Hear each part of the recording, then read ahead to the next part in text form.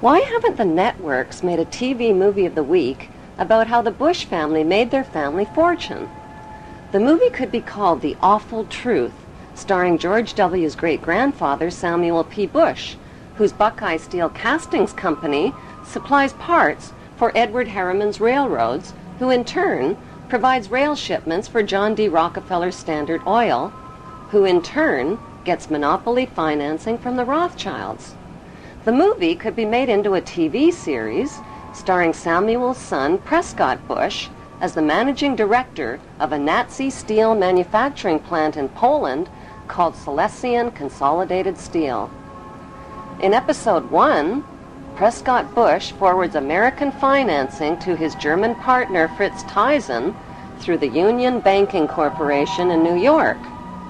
Fritz Thyssen arranges a contract with Nazi Germany's IG Farben Company for free Jewish slave labor in Bush's steel manufacturing plant at the Auschwitz concentration camp. Episode 2 shows Skull and Bonesman Prescott Bush and Averell Harriman getting caught under Trading with the Enemy Act as the U.S. government moves in and seizes all of their shares in Union Banking Corporation.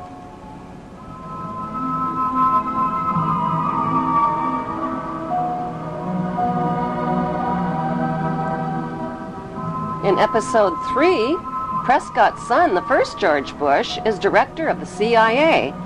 George puts drug king Manuel Noriega on the CIA payroll, allowing thousands of tons of cocaine to hit the streets of America via the Panama Canal.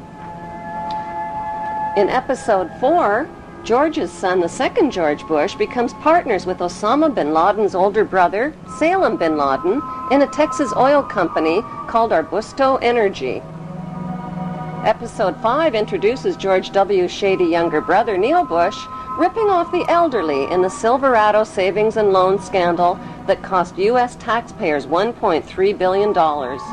In episode 6, the Florida election is fixed by George W.'s older brother, Jeb Bush, who puts brother George into the top job at the White House, which brings us back to Auschwitz and the concluding episode with George W. Bush visiting the slave labor camp where his grandfather helped build the Bush family fortune on free Jewish slave labor.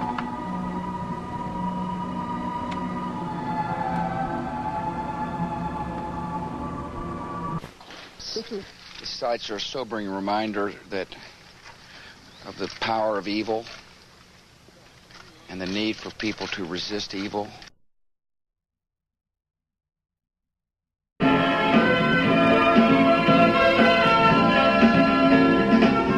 Ladies and gentlemen. As a follow-up to the TV series, an award show could celebrate the 20-year friendship of the Bush and bin Laden families and their shared investment in the Carlyle Group. The Carlyle Group is one of America's largest weapons contractors. For the Bush and bin Laden families, war means profits, big profits. Although the media creates the illusion of freedom of the press, the dominant opinion and messages always serve the banksters' agenda. Messages like, support your troops or you're a traitor to America. But who are the troops? Many are teenagers whose childhood entertainment was shooting out the blood and guts of virtual people in places that are virtually real. Now they're blowing up real people in places that are really real, like schools, hospitals, and villages filled with families and children.